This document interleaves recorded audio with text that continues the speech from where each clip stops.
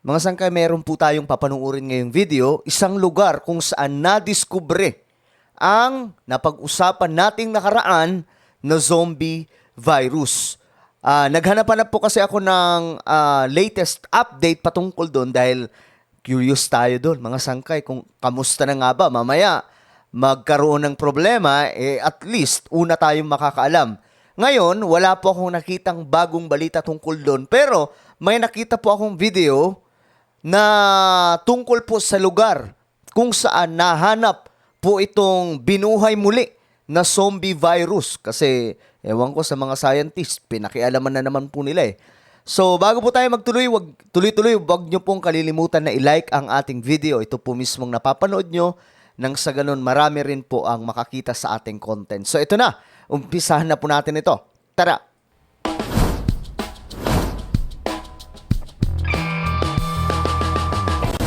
So, gusto ko lang malaman din, hindi ko pa siya buong napanood, mga sangkay. So, ngayon magre-react po tayo, pero panoorin po muna natin ng dire-diretso ito. Ito po ay walang iba kundi itong sinasabing zombie virus. Ayan po. Oh.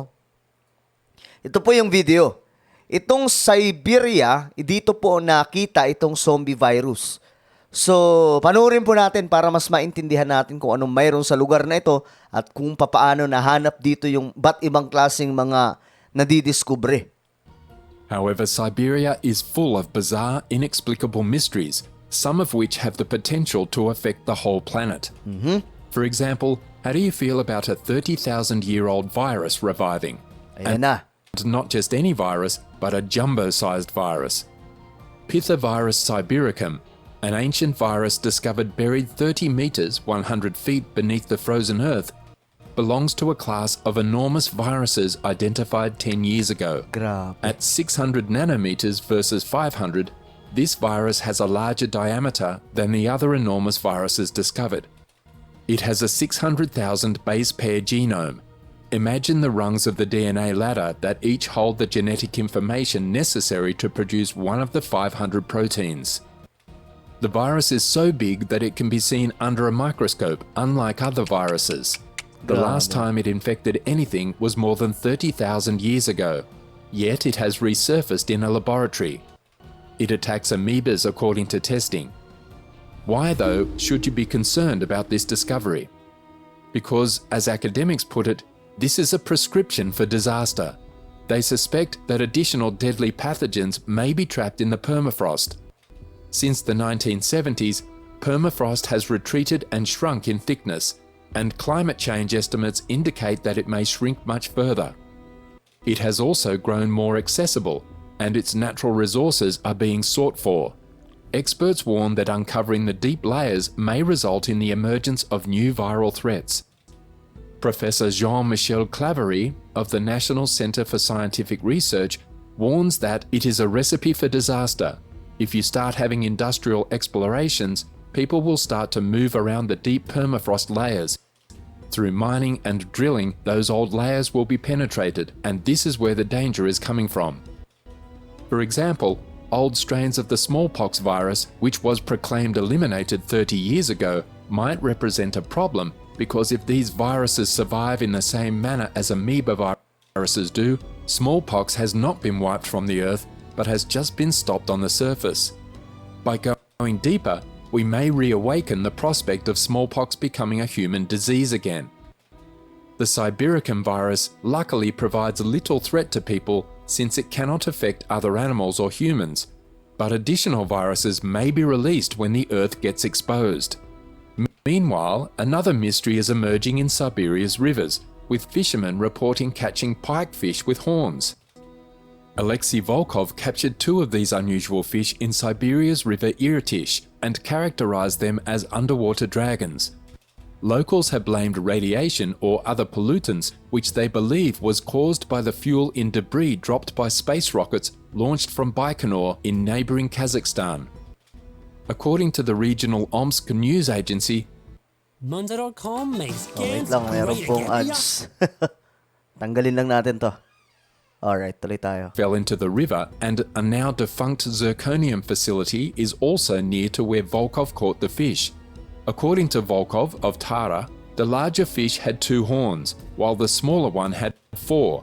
He said, "I was impressed with the catch. The fish were 14 kilograms and 7 kilograms. They had horns bent back towards their tail. The smaller fish had 4 horns. Both fish were immediately nicknamed dragons." Other fishermen warned Volkov not to eat these odd fish, but Volkov ate them anyway. He did, however, dry and preserve the strange heads that can be seen in his garage. Kakaiba, The no? impact of the fish on Volkov's health is unknown, although villagers have attributed unusual ailments in newborns born in the vicinity on pollution from the rocket launch site. If that isn't enough to scare you, imagine the strange yet gigantic craters that have appeared over Siberia's tundra. It is not uncommon to see large and deep holes in various locations across the world as a result of mining and other human activities. However, when a Russian television team flying over the Siberian tundra in the summer of 2020 saw a large crater 30 meters deep and 20 meters broad, it sparked many doubts. The hole was astounding in its size, symmetry, and the tremendous force of nature required to produce it. Grabe. Scientists were unsure how the massive hole, which was at least the 9th discovered in the region since 2013, developed.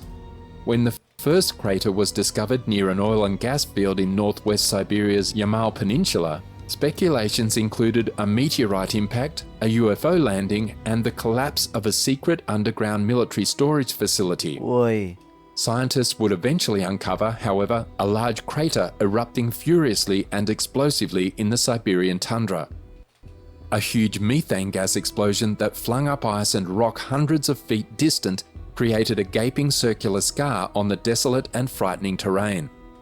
It was the 17th hole discovered in the remote Yamal and Gaida peninsulas of Russia's Arctic since the first was discovered in 2013, perplexing experts. Drone photography, 3D modeling, and artificial intelligence are helping to unveil the mysteries of the craters, which are considered to be connected to climate change. The new crater is uniquely well preserved. A surface water hadn't yet accumulated in the crater when we surveyed it, which allowed us to study a fresh crater untouched by degradation. It was also the first time researchers were able to fly a drone deep into a crater, reaching 10 to 15 meters below surface and capturing the structure of the underground hole where methane had accumulated. The drone took roughly 80 images, allowing the researchers to create a 3D model of the crater, which is 30 meters deep and the size of 3 buses lined up end to end. The model revealed unique grottos or caves in the crater's lower section, confirming what scientists had hypothesized. Methane gas accumulates in a gap in the ice, resulting in the formation of a mound of ground level. The mound rises in size before exploding and spewing out ice into other debris, leaving behind the gigantic crater. The methane source might have been deep within the ground or closer to the surface, or a mix of the two. Permafrost is a massive natural store of methane, and methane is a powerful greenhouse gas that traps heat and warms the planet far more effectively than carbon dioxide. The Arctic is warming twice as quickly as the world average, and warmer summers have damaged the permafrost layer, which functions as a cap, allowing gas to escape.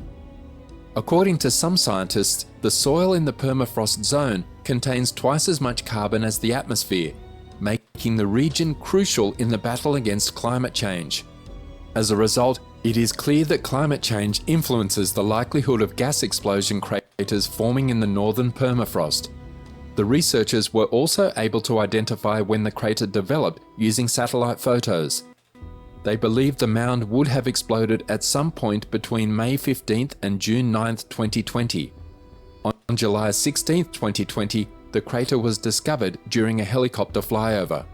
The timing was not coincidental because it was the time of year when there was a lot of solar radiation intake, which allowed the snow in the higher layers of the Earth to melt, causing changes in their characteristics and behavior. While these craters have emerged in a sparsely inhabited area, they pose dangers to indigenous peoples as well as oil and gas infrastructure. The holes are frequently discovered by chance during helicopter flights or by reindeer herders, but they might be disastrous for the people who live nearby.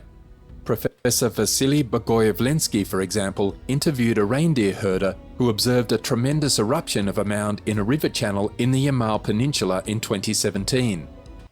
Every morning she went to a little frost mound in the river since it was the highest point from which she could keep an eye on her reindeer. However, when the explosion occurred in the morning, she began to feel something in her legs and got scared, fleeing, which saved her life because the mound burst when she was about 200 or 300 meters away. Scientists don't know how many craters there are in total or when the next one will burst out, since they don't currently have effective methods for locating and mapping the gas emission craters. Let us know what you think about the intriguing Siberian discoveries in the comments section. Okay, mga Sangkay, itong lugar na to, itong sinasabing Siberia, nauubos na po kasi dito yung kumbaga natutunaw na po yung mga yelo. Kaya naman, ayan po, may mga nadidiscovery po sila na kakaiba. Yung kanina, pinakita po sa inyo, mayroon pong isda na parang dragon. Okay, tapos yung huli naman na pinakita, ay tungkol po sa isang malaking butas. Okay, na sinasabing delikadong-delikado umano. Kaya nga lang, ito po yung lugar, mga Sangkay, na nadiskubre ng mga scientist. Yan po, nagdidrill po sila.